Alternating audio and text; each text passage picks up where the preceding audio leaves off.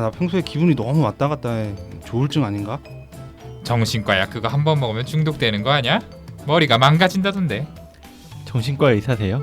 그럼 제 마음도 막 읽고 그런 거 아니에요? 정신과?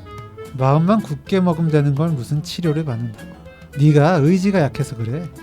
정신과 의사들이 보여주는 정신과의 속살. 어디서도 듣지 못했던 정신과의 속사정 이야기. 내부자들 지금 바로 시작합니다.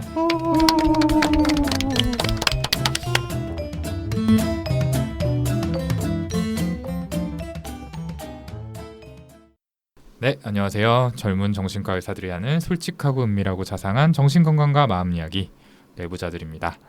먼저 각자 소개부터 하고 시작하죠. 네, 안녕하세요. 윤희우입니다. 네, 안녕하세요. 허규형입니다. 네, 안녕하세요. 손정현입니다. 예, 그리고 저는 우동훈입니다. 자, 저희가 지금 네, 7월 초에 이제 녹음을 하고 있는데 지금 이 방송이 나갈 때쯤이면 이제 저희 윤희우 선생님, 허경 선생님, 김지용 선생님 세 분이 참여한 EBS 내 마음의 안전기지 방송도 끝난 시점일 것 같아요. 네, 네. 지금 2회까지 방송을 했죠. 어제 2화가 나갔고 네, 저는 안 봤는데 네. 저도 안 봤어요. 주위 반응이 좀 어떤지 궁금해요. 어떻게 좀 알아보시는 분들은 있는지. 뭐 알아보는 분은 없고 그냥 주변 분들만 좀 보고 나서 뭐 웃기더라 뭐 이런 얘기도 많이 하시고 아니면 재밌었다 이런 얘기도 하시는데 뭐 저는 없는 멤버들이 좀 아쉬웠어요. 특히 뭐 기획 초기에는 동훈이 예능감을 좀 많이 기대하고 그걸로 많이 먹고 가자 이런 마음도 컸었는데 그랬죠. 시즌 2가 만약에 정말 만약에 아마 그분들은 생각도 안 하고 계실 것 같은데 하게 되면 같이 가면 좋을 것 같아요. 근데 진짜 제 주위 반응들은 되게 좋기는 해요. 너무 약간 3부작인 게 아쉽다. 5부작은 돼야 되지 않냐. 누구요? 하면서 유리의 저희 반응이 어머니께서 어머님께서 네, 어머님 항상 든든한 지원자시죠. 네. 네. 근데 아쉽긴 해요. 진짜 길게 찍었는데 3부 만에 끝날라니까 너무 많은 예, 이야기들이 편집이 너무 많이 다 돼가지고. 사라진 것 같아서 그건 좀 아쉽긴 하더라고요. 그러게요. 흥미가 생기네요. 시간 나면 보겠습니다. 저도. 네. 근데 왜 오동 없어서 아쉽다는 얘기만 하고 저에 대한 그런 얘기는 전혀 없는 거죠? 그냥- 욕심내시나요? 아니요. 사실 나갈 생각만 해도 공항이 올 것 같아요. 근데 기획 네. 단계에서 되게 냉수적이었던 모습이 떠오르네요. 그러니까요. 손정현 그래서 선생님께서. 저의 성숙하지 못한 방어지였던 거죠. 이 방송 잘 되나 보자.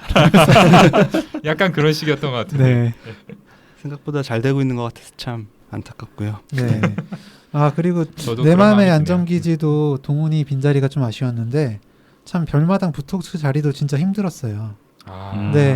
네. 그날 제가 사회를 보기는 봤거든요. 네네. 진짜 마치 유재석의 빈자리를 메운 박명수 느낌이었다. 라고 오늘 함께하지 못한 지용 형이 아, 이거 김지호 써줬네요. 선생님 생각인 것 같아요. 그러니까 잘했는데. 시청자 입장에서. 네. 아 근데 진짜 약간 빈자리가 크게 느껴졌어요.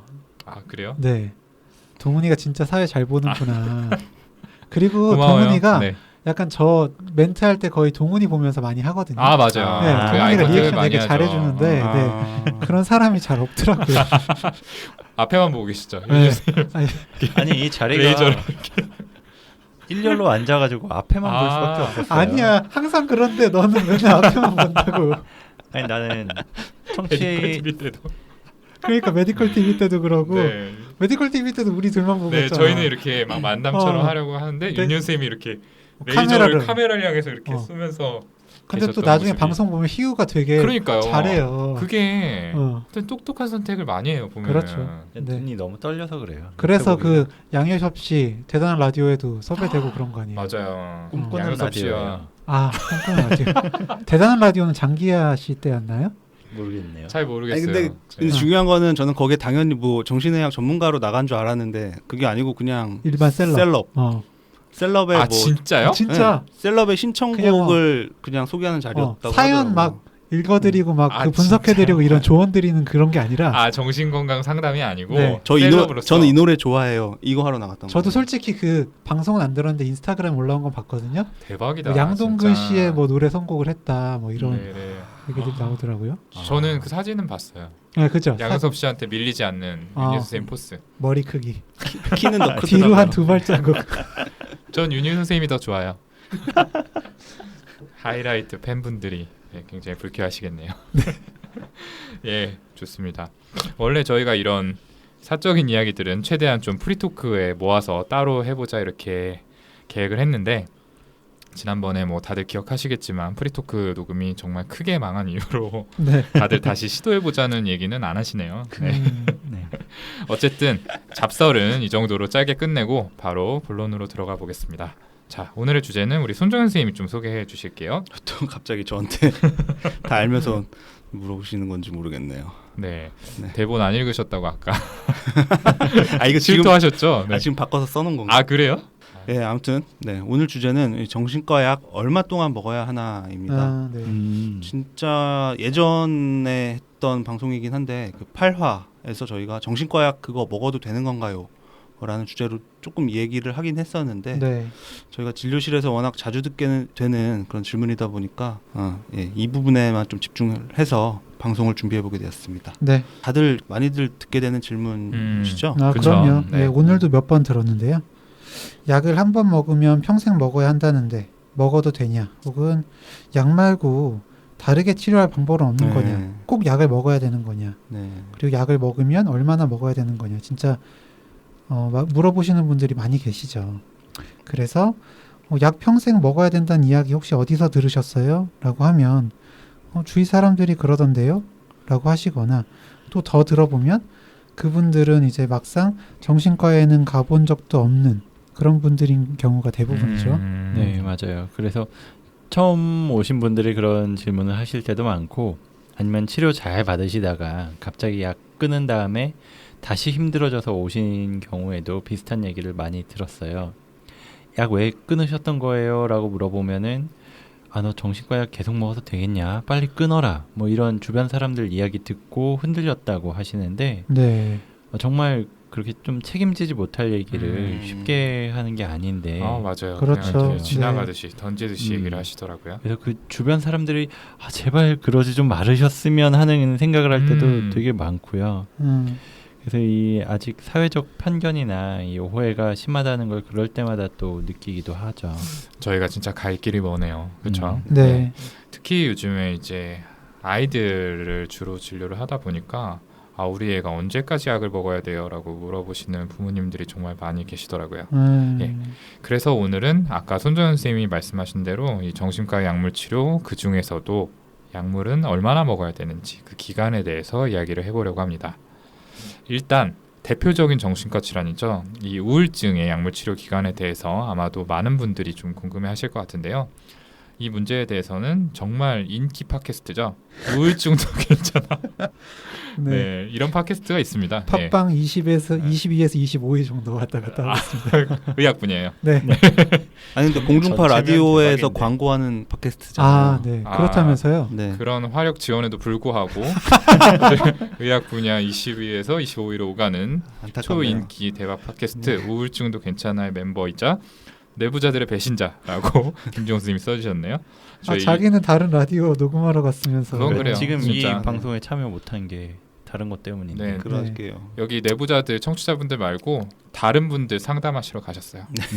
맞습니다. 어쨌든 진짜 배신자는 그분인 것 같고요. 저희 윤유 선생님께서 좀 제 질문에 대해서 답변을 해주시겠습니다.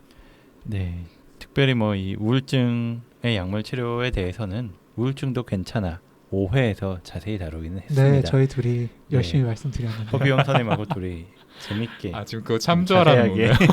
말씀드렸는데 뭐 그거 들어보시면은 정말 도움이 될 거예요. 오늘 제가 진료 본 분도 실제로 그거 듣고 오셨다는 분도 있었어요. 아, 진짜요? 네. 와, 윤유 선생님 참 이런 멘트를 태연하게 잘해요. 그러니까요. 보면은 네. 흔들리지 않고 정말 단호한 얼굴로 어. 보이는 라디오 같은 걸로 찍어서 올려야 돼. 진짜 옛날엔 안 그랬던 것 같은데 요즘 들어서 진짜 연륜이 쌓이는 거죠. 그런가요? 네. 아무튼 본론으로 돌아가서 우울증 치료 기간에 대해서 말씀드리면 우선 주요 우울 장애 같은 경우에 항우울제를 먹기 시작한다고 해서 바로 기분이 좋아지진 않아요. 최소한 한 2주는 걸린다고 하고 적어도 한 3, 4주 정도는 복용을 해야지 충분한 효과가 나오기 시작한다고 하고요. 네. 뭐 개별적으로는 조금 더 빨리 효과를 보시는 분들도 있기는 한데 한 그 정도는 걸려야지 효과가 나온다고 합니다. 게다가 처음 발병한 주요 우울장애 같은 경우에 적어도 한 6개월은 사용을 하는 게 안전하다고 이야기를 하고요. 만약에 이전에 우울증 병력이 있거나 아니면 그 사파가 더 길었던 경우에는 그 기간에 좀 맞춰야 된다라고 이야기를 하고, 다 좋아진 다음에도 이 정도 기간 동안은 예방 치료를 해야지 재발의 횟수나 심각도를 줄일 수 있다라고 하고요. 이 유지 치료의 기간 같은 경우에는 여러 가지에 따라 달렸다고 해요. 뭐 재발의 위험성이라든지 뭐 이를테면은 얼마나 자주 재발을 했느냐, 네. 한번 발병했을 때 얼마나 그 에피소드가 심했느냐, 네. 그렇죠. 아니면 다른 공존 질환이 있느냐, 뭐 그게 정신적이든 아니면 신체적인 질환도 포함이 된다고 네. 하고요. 게다가 가족력도 꼭 확인을 해봐서 가족 중에 이런 주요 우울 장애가 많은 경우에는 또는 재발성 우울증이 많은 경우에는 특히나 더 유지 기간이 길어질 수가 길어야 있겠죠. 된다는 거죠. 네. 네. 네. 윤희 선생님이 끼어서 네, 우울증도 괜찮아를 함께 진행하고 있는 허기영입니다. 네. 그 2년 반 안에 재발이 된다면 재발 방지를 위한 치료를 5년간 할 것을 권유하기도 하는데요. 그런데 너무 걱정하지 않으셔도 되는 건 계속해서 약을 먹게 되는 경우는 좀 이렇게 재발성이나 만성 우울증에 한정이 되어 있거든요.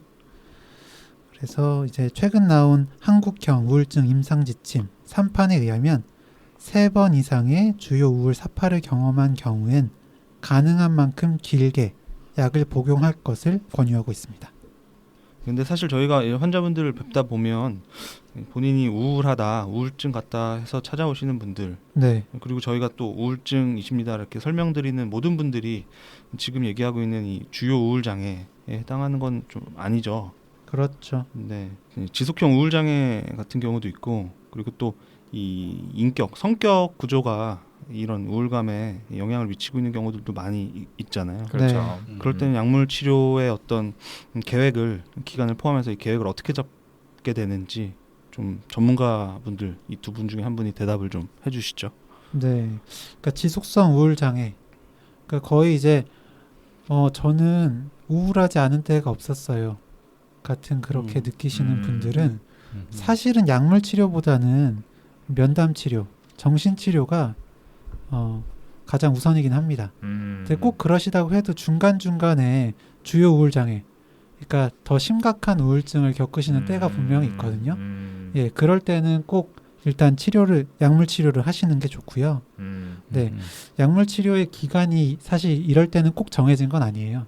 그냥 그 증상의 정도가 어느 정도인지, 그리고 그 분께서 얼마나 약물을 복용하고 싶으신지, 그리고 이런 감정 상태가 일상생활에 얼마나 영향을 주고 있는지, 그리고 이전에 약물 치료를 했을 때 얼마나 효과가 좋았는지, 이런 여러 가지 그냥 요인들을 고려해서 약물 치료를 하는 거지 꼭 정해진 기간은 없습니다. 그게 만성적인 우울감 있는 분들인데 우울증 치료를 해야 되는 때가 있을 수 있다라는 얘기 하셨는데, 네. 그 기준 중에 중요할 수 있는 게 그거 같아요. 그 뉴로베지터티브 심텀, 네. 신경식물 증상이 보통은 없으시죠. 그런 성격적으로 우울하신 분들은 네. 이제 잠을 잘 못 잔다거나 뭐 어떤 식욕의 변화가 없으신 경우가 많은데, 그것들의 어떤 변화가 나타나기 시작하면 네. 정말 이런 정말 실제로 생물학적인 변화가 있다는 네. 것을 그렇죠. 의미한다라고 바이올로직한 네. 네, 약이 필요할 수 있다라는 걸 생각해 보게 하는 증상. 수면이나 식욕의 변화, 그렇죠. 네. 그런 것들이 있을 때. 네. 좋습니다. 자, 우울증의 치료 기간에 대해서 이야기를 나눠봤는데요. 우울증 못지않게 또 많은 분들이 궁금해하실 불안장애의 치료 기간에 대해서도 한번 이야기를 해보죠. 이제 가장 핫한 질환이라고 할 수 있는, 저희가 1화 방송에서 다뤘던 네. 주제죠. 이 공황장애부터 좀 말씀을 드려보면은, 공황장애는 우울증과 동일하게 이 SSRI나 SNRI라는 계열의 약물을 주요 치료제로 사용을 합니다. 이전 방송에서도 저희가 말씀을 드렸던 것처럼 약물 치료 반응이 좀 좋은 편이죠. 네, 다른 질환에 그렇죠. 비해서. 네. 효과가 나타나더라도 재발 방지를 위해서 효과를 보기 시작한 시점부터 8에서 12개월 정도를 더 유지를 해야 되는데요. 뭐 그래도 재발이 일어나는 걸 완전히 막을 수는 없습니다. 네.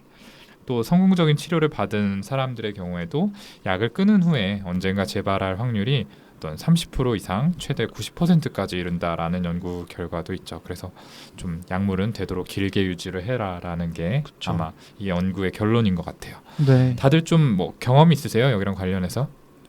확실히 공황 장애가 요즘 계속 많으신 것 같아요. 아 진짜 많으시네요. 네. 젊은 분들도 많고 한데 분명히 재발이 많기는 한 것 같고요. 근데 저희가 이 치료제를 크게 두 가지로 이제 분류를 하잖아요. 항불안제 그리고 항우울제. 예. 근데 이제 항불안제 즉시 효과가 있는 그런 약들을 다 끊고 항우울제만 유지하면서도 좀 잘 지내셨던 분들은 나중에 그 항우울제까지 끊고도 좀 재발이 덜 있으신 편인 것 같아요. 네. 주로 이제 재발하게 되는 경우는 많이 좋아진 것 같다고 약을 본인이 항불안제, 항우울제 포함해서 다 드시고 계시다가 본인이 그냥 약을 끊는 경우인 것 같아요. 특히 항불안제 같은 경우에는 이 약의 반감기가 짧기 때문에 갑자기 안 드시게 되면 이 농도가 급격히 줄어들면서 불안, 공황이 유발될 수가 있겠죠. 그래서 충분한 기간 치료가 중요한 거고 이 끊을 때 원래 약을 주셨던 이 주치의 선생님 상의를 해서 천천히 좀 끊는 게 필요할 거고요. 그럼 실제로 1년 드셔야 된다고 설명드려요? 저는 보통 1년 정도까지는 드시고 그 이상 드시는 경우도 많다라고 오히려 얘기 드리는 경우가 많아요. 네. 저는 뭐 증상 정도에 따라 조금 유도리 있게 말씀드리는 것 같긴 해요. 네. 6개월 대신 1년. 네. 저도 네. 한 6개월 이상 뭐 정도로 말씀을 드리는 것 네, 같아요. 저도 그냥 처음부터 그냥 마음 편하게 6개월에서 1년 생각하시라고 하긴 하는데 다들 비슷하네요. 네. 아무튼 이래서 재발이 자주 되는 분들한테는 인지행동 치료라는 걸 병행하는 게 더 도움이 될 수가 있어요. 이 약물 치료에 확실히 더 도움을 주는 치료고요. 네. 뭐 좀 갑자기 벗어나는 이야기긴 한데 더 많은 분들이 경제적인 부담 없이 인지행동 치료를 받으시라는 어떤 좋은 취지에서 이번 달부터 정부에서 인지행동 치료를 급여화, 그러니까 의료보험이 적용이 되게 바꿨어요. 네.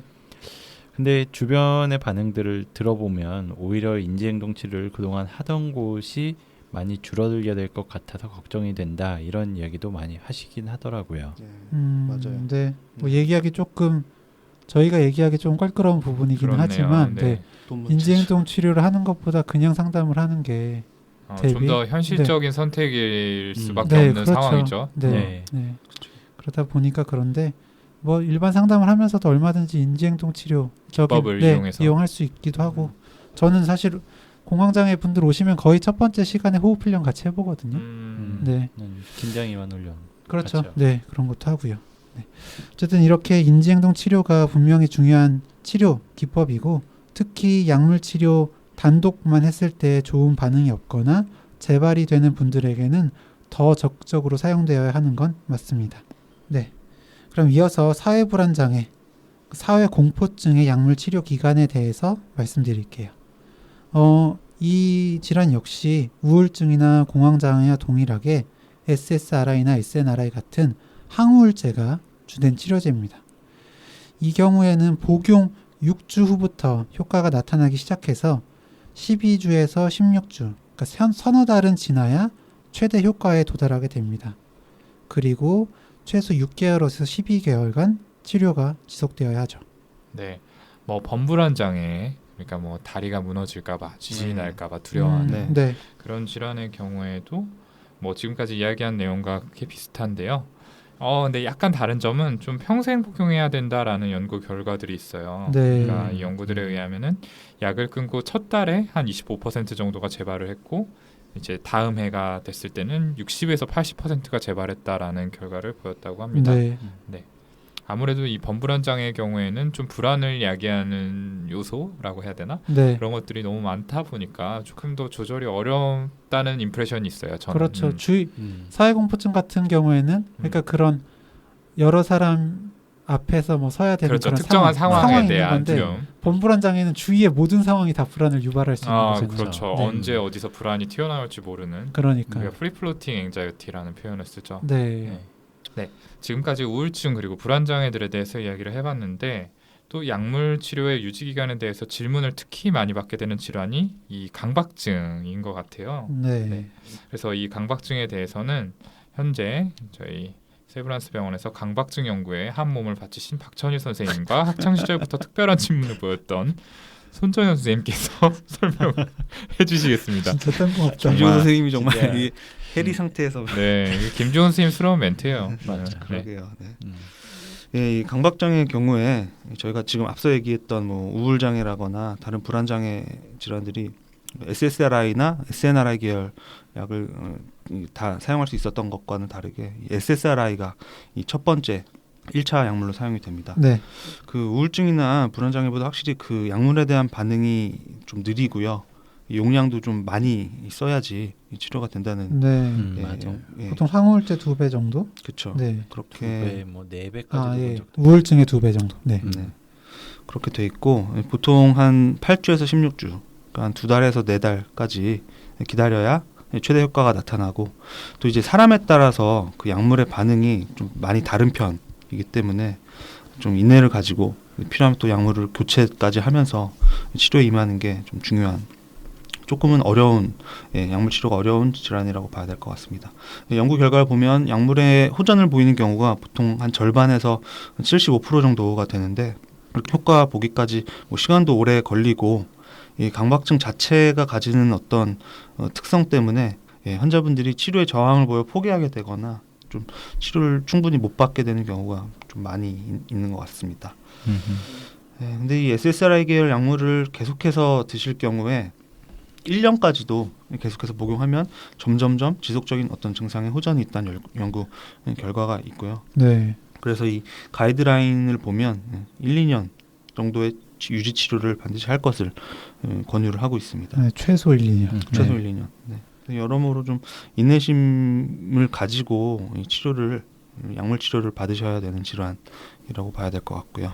네. 이건 진짜 저희 치료자들도 인내심을 가져야 되는 것 같아요. 맞아요. 네. 그래서 치료 자체에도 더 긴 시간이 필요하고 그리고 강박증 임상 양상 자체가 다양해요. 이게 좋아졌다가 그냥 안 좋아지는 경우도 있고 뭐 그러다 보니까 평생 투약하게 되는 경우가 있는 것도 사실이기도 하고요. 하지만 정말 긴 시간 동안 강박 사고나 강박 행동 같은 걸로 고통받던 분들이 약물 치료로 좋아졌을 때 그 편안함은 뭐 말로 표현하기 어렵다라고 하고 주위에서 보기에도 완전히 사람이 달라졌다 이렇게 느끼잖아요. 정말 몇 년이 지난 후에 봤을 네. 때 그러다 보니까 본인 스스로 그냥 계속 약을 복용하겠다 이렇게 하시는 분들도 많았었던 것 같아요. 네. 우울증, 불안증, 그리고 강박장애까지 얘기를 해봤고요. 이번에는 이제 조현병을 비롯한 여러 정신증의 유지 치료 기간에도 좀 말씀을 드려봐야 될 것 같습니다. 아무래도 이 병의 경우에 보호자분들께서 더 자주 그리고 더 민감하게 약물 치료 기간을 물어보시게 되죠. 사실 초발 이제 처음 발병한 조현병 같은 경우에는 기본적으로 1년 정도 약물을 써보자고 말씀을 드리고 그 사이에 증상이 완전히 관해, 그러니까 증상이 전혀 보이지 않는다면 약을 끊어볼 수 있다. 끊어보는 시도를 해볼 수 있다고 설명을 드려요. 네. 그런데 이제 만약에 재발을 했다 하는 경우에는 좀 안타까운 얘기지만 소량이라도 평생 유지하시는 게 좋다라고 말씀을 또 드리죠. 맞습니다. 사실 한번 그렇게 좀 사이코틱한 증상들, 망상이나 환청이 급격하게 안 좋아지는 시기를 거치면 사실 그 자체만 문제가 되는 게 아니라 어떤 인지기능 전반이 좀 퇴행하게 되는 결과를 네. 가져온다고 해요. 네. 그러니까 맞아요. 사실은 한 번의 에피소드라고 그냥 넘길 수 있는 게 아니죠. 그러니까 그 이후까지 계속 영향을 남길 수 있는 어떤 타격을 줄 수 있는 거기 때문에 약을 계속해서 드시는 게 끊는 것보다 분명히 더 유리하다 이렇게 말씀을 드릴 수 있을 것 같아요. 네. 그 재발 방지 목적으로. 네.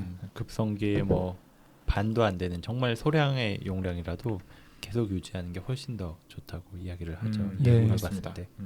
그리고 이 병식이 부족할 수 있다라는 점에서 조현병하고 비슷한 게 볼 수 있는 양극성 장애의 경우에 대해서도 얘기를 해봐야 될 텐데 아 이거 김지용 선생님 멘트 참 어쩐지 도망치고 싶더라니 책을 쓴 후 조울증 박사 논문에서 도망치셨다는 오동훈 선생님께 설명을 부탁드려 보겠습니다. 되게 찰지네요. 찰져. 참 보니까 이런 멘트만 써놓고 나머지는 다 비워두셨더라고요. 그러니까 지금 그 아래 다 제가 쓴 거예요. 그래요? 오 바이폴라라고 쓰이네.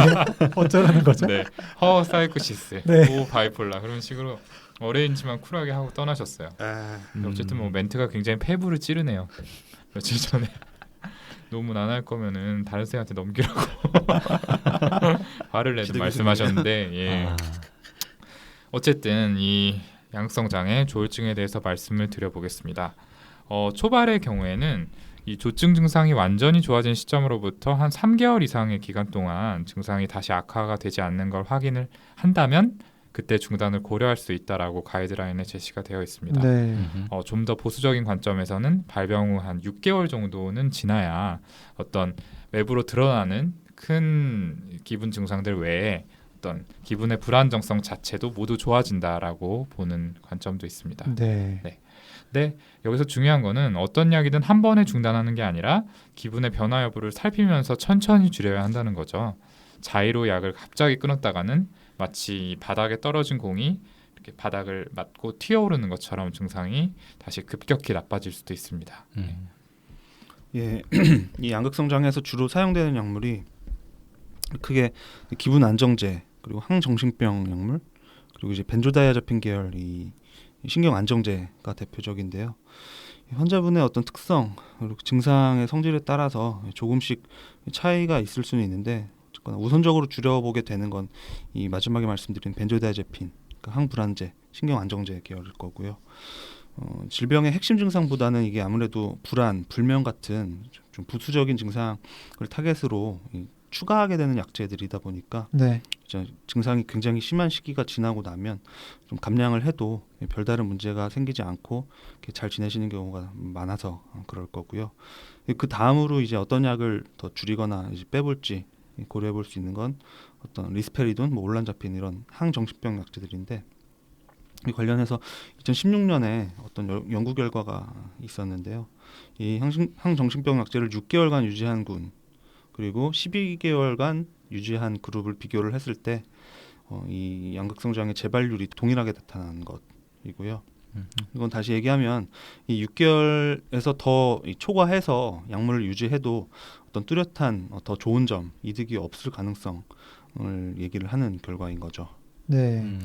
그리고 이제 리튬이나 발프로익산 같은 그 기분 조절제는 일반적으로 앞에 이제 정연이가 얘기했던 약물보다 장기간 투약을 유지합니다. 특히 리튬 같은 경우에는 갑자기 끊었을 때 다시 증상이 악화될 가능성이 높아서 최소 4주, 이상적으로는 8주 이상에 걸쳐서 천천히 끊도록 권고되고 있습니다. 네, 근데 사실 실제 임상 현장에서 약을 줄이는 건 좀 더 조심스러운 게 사실이에요. 네. 이 정신질환이라는 게 생물학적인 원인하고 심리사회적인 원인이 복합적으로 작용을 하다 보니까 이론적으로는 안정이 됐을 거라고 생각이 되는 시기에도 뭐 어떤 스트레스가 작용을 해서 다시 증상이 발생할지 예측이 안 되는 경우가 많거든요. 특히나 이 양극성 장애 같은 경우엔 조증 시기가 찾아오면 겉으로 드러나는 증상이 뚜렷한 데다가 막 여러 가지 현실적인 문제들을 초래하면서 환자분들이 실제적인 불이익을 받으실 가능성이 높아요. 뭐 네. 이를테면 가장 간단하게 뭐 돈을 너무 왕창 써버린다든지 네. 아니면 뭐 회사에서 뭔가 문제를 일으키고 누구랑 싸운다든지 뭐 맞아요. 이런 일들 때문에 불이익을 얻게 될 가능성이 크죠. 뭐 사회적으로 낙인 찍힐 우려도 크고요.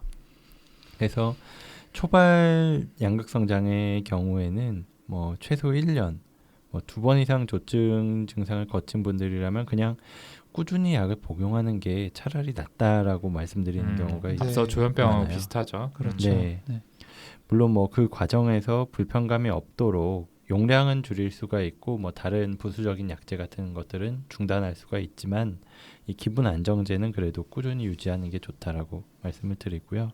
뭐 완전히 끊는 것보다 소량이라도 유지를 하는 게 결과적으로는 이득이라고 설명을 드립니다. 네, 좋습니다. 그리고 또 소아중심과 질환에 대해서도 이야기를 해보려고 하는데요. 제가 요즘 교수님 외래에 들어가서 함께 진료를 하면서 가장 많이 보는 질환이 이 틱장애거든요. 네. 네. 근데 이 틱장애의 경우 이 운동틱 한두 가지 정도만 가지고 있는 상대적으로 경미한 틱장애 아이들의 경우에는 꼭 약을 장기간 유지하는 게 아니라 이렇게 좀 끊었다 썼다 이렇게 좀 보시더라고요. 네. 예. 이 틱 자체가 증상의 호전 역할을 좀 반복하면서 차츰차츰 좋아지는 경과를 보이기 때문에 증상이 좀 좋아졌다 싶으면 약을 중단하고 경과 관찰을 하기도 하는 거죠. 네. 네. 하지만 여기서 중요한 거는 조금 좋아졌다고 해서 약을 임의로 끊어서는 안 된다는 건데요. 이 아이를 둘러싼 환경적 스트레스나 병의 코스 이런 것들을 좀 전체적으로 고려를 해서 결정하는 거기 때문에 전문가의 결정을 꼭 따르셔야 된다라는 얘기를 드리고 싶습니다. 네. 그리고 약을 끊는다고 해서 치료까지 중단하는 게 아니고 주기적으로 외래에 방문해서 또 상태를 체크를 받아야 되죠.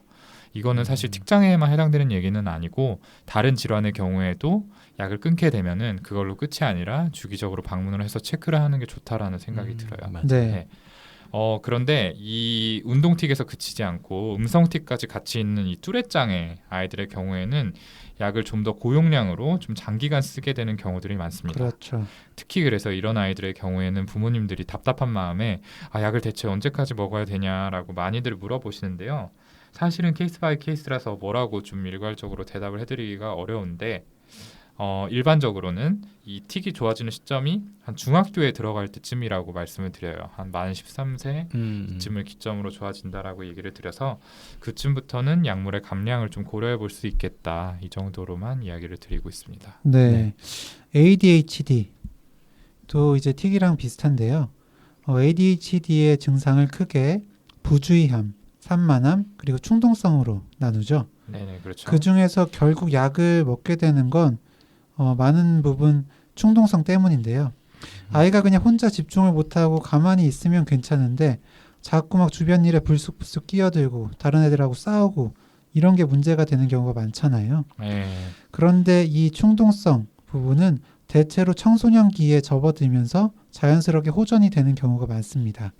그래서 그 시기가 되면 그 즈음에 약물 감량이나 중단을 고려하기도 하죠.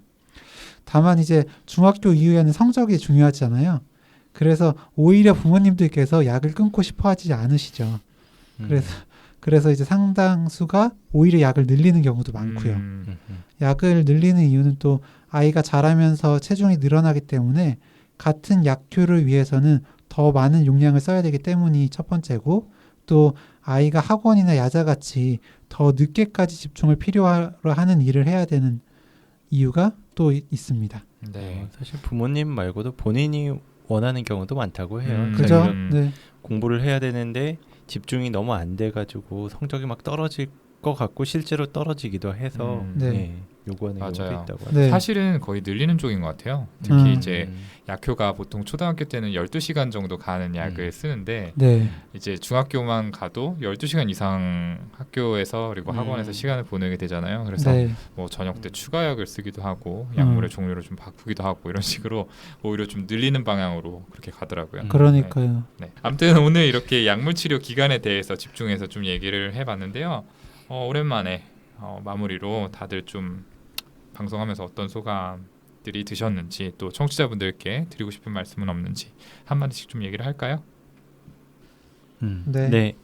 오늘 뭐 이야기를 하다 보니까 사실 초반에 이야기를 한 건 뭐 정신과 약을 한번 먹게 되면은 평생 먹어야 된다 뭐 이런 오해가 많다고 말씀을 드렸는데 네. 중간에 이야기하면서는 오히려 저희가 재발하는 질병들 같은 경우에 뭐 재발성 우울증, 재발성 양극성 장애 아니면은 불안 장애에 있어서도 상당히 오랜 기간 약을 복용하는 경우가 많다. 심지어 뭐 평생까지 생각을 해야 되는 경우도 있다. 이렇게 오히려 말씀을 드렸던 것 같은데 전 오히려 그래서 처음부터 어떤 약물 치료를 시작을 할 때 단기간에 치료가 끝나는 게 아니라 좀 오래 복용하셔야 할 약이다라고 이야기를 해요. 네. 그러면서 초반부터 약물 치료에 대해서 만약에 거부감 같은 게 있으면 차라리 충분히 얘기를 하자고 해요. 약을 네. 당장 처방 드리는 것보다. 그래서 뭐 약물 치료의 장단점에 대해서도 같이 얘기를 하고 또 부작용이 있으면 그때그때 이야기를 하시도록 해서 조절을 하고요. 그래서 저는 초진을 본 분들 중에서 약물 치료를 처음 시작 안 하시는 분들도 꽤 많아요. 사실 제 마음속으로는 정말 시작을 하고 싶거든요. 아 진짜요? 그리고 해야 된다라고 말씀을 드려요. 아. 약 드시는 게 무조건 정말로 도움 될 거다. 지금 증상 확 좋아진다라고 네. 말씀을 드리지만 처방을 안 드리는 경우도 꽤 많아요. 본인이 너무 좀 생각을 해보겠다 하시면 네, 그러면 다음번에 네. 또 얘기해보자 해서 한 2-3번 만에 복용을 시작하시고 심지어 10번 넘게 외래를 오신 다음부터 약을 드신 분도 있어요. 근데 그때마다 좀 느낀 게 약을 드시고 나서 정말 많이 좋아지신 경우가 많았거든요. 그때까지 기간보다도. 그래도 어쨌든 그만큼 고민하고 드시기 시작한 다음엔 오히려 더 꾸준히 잘 드시는 것 같았고요. 네. 아무튼 그래서 오래 복용해야 될 약이기 때문에 거부감을 최대한 없애고 또 부작용이 있으면은 부작용 역시나 최대한 없게 하는 방향으로 하고는 있는데 사실 이런 부작용이나 이런 게 전혀 없지는 않다 보니까 그것 때문에 괴로워하시는 경우에는 참 뭐 저도 힘들 때도 많죠. 네. 네. 그러니까 결국 약을 언제까지 먹어야 돼요? 라는 질문 자체가 뭐 단순한 그냥 궁금증이실 때도 있지만 사실은 뭐 불안, 거부감 맞아요. 네. 사실 부정적인 감정을 네. 품고 그리고 있죠. 그러다 보니까 거기에 대해서 다루는 게 네, 맞다고 생각해요. 네.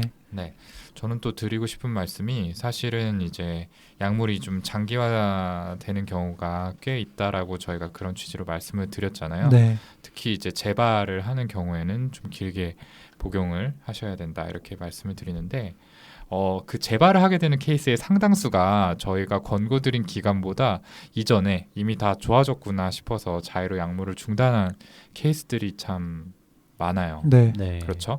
그래서 이제 사실 저희랑 상의를 하면서 충분한 기간 동안 약물을 드시면은 그 이후에는 끊고 나머지 기간 동안은 또 얼마든지 편안하게 잘 지내시는 분들도 많이 계시거든요. 네. 그래서 항상 이런 약물을 복용하시는 데 있어서 1번은 너무 많은 거부감을 좀 가지시지 않으셨으면 하는 거, 2번은 약물 중단에 있어서 꼭 저희랑 상의를 하셨으면 좋겠다 이런 네. 말씀을 드리고 싶어요. 네. 그게 이제 약물 복용 기간을 좀 최소화하는 길이겠죠. 네. 그러니까 사실 정말 드시고 싶지 않은데 저희가 억지로 막 처방을 해서 네, 드시게 할 수는 없는 거잖아요. 그렇죠. 네. 네. 다만 이제 먼저 얘기를 하고 상의를 해주셨으면 좋겠다. 네. 네. 그 약 자체가 싫어서 그러니까 거부감이 있어서 안 드시는 경우가 있고 그 약에 실제로 뭐 졸리거나 네. 뭐 다른 사이드 그 부작용 때문에 드시기 힘들어서 안 드시는 경우도 분명히 있거든요. 근데 이제 그런 약을 계속 먹으라고 하니까 아예 전체를 다 안 먹어버리는 아, 경우가 네, 있어서 그렇죠. 네. 저는 이제 PRN 약이 중요하다고 생각을 해요. 그 필요할 때 드시는 네. 그러니까 본인이 조절할 수 있는 약. 그래서 그런 좀 졸리거나 그런 단순하지만 일상생활 힘들게 할 수 있는 어떤 부작용이 있을 수 있는 약은 또 그 주치료제가 아닌 약들은 되도록이면 좀 그렇게 본인이 조절하실 수 있도록 좀 설명을 드리고 좀 그런 어떤 자기 조절감을 가질 수 있도록 하는 게 좀 도움이 되는 것 같아서 네. 네. 혹시는 뭐 얘기를 듣고 나도 그런 게 필요하다 싶으면 뭐 이렇게 진료 보시는 곳에서 그런 것들에 대해서 상의를 하시면 분명히 좀 긍정적인 결과를 얻으실 수 있지 않을까 싶은 맞습니다. 생각이 드네요. 네. 좋은 얘기네요. 네. 저희 네. 치료자들이 노력해야 될 부분인 것 같은데 네. 좋습니다. 예. 자, 오늘 정신건강의학과의 비밀을 소개합니다. 정비소 시간에는 정신과약은 과연 언제까지 먹어야 하나라는 주제로 이야기를 나눠봤습니다. 오늘 저희가 드린 말씀이 이 궁금증을 해결하는 데 조금이나마 좀 도움이 됐으면 하는 바람입니다. 그러면 오늘 방송 이 정도로 정리하고요. 저희는 다음 얘 왜 이러는 걸까요 시간에 더 재미있고 유익한 주제를 들고 다시 찾아뵙겠습니다. 감사합니다. 감사합니다. 정말 잘한다. 말을 어떻게 저렇게 잘해?